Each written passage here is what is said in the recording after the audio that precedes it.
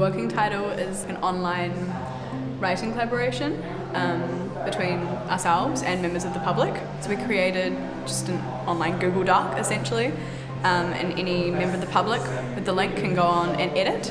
Well, the thought behind the project was about the internet and its relationship with writing and how it's changed the way we collaborate, but also just how we write with digital tools and how it changes or represents our thought processes. A lot of people have gone into the document and they just want to get something down, and it's not necessarily responding to the previous entry. It's just it's been really interesting. And a few people that I've talked to that have written in it have said I've just used it as a diary.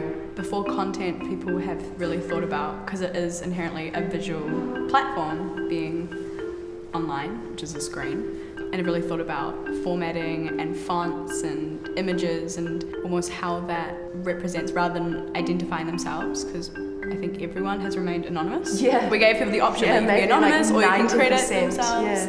But people have if they've written more than once, they've used the same font and everything, which is their online colour identity. coding.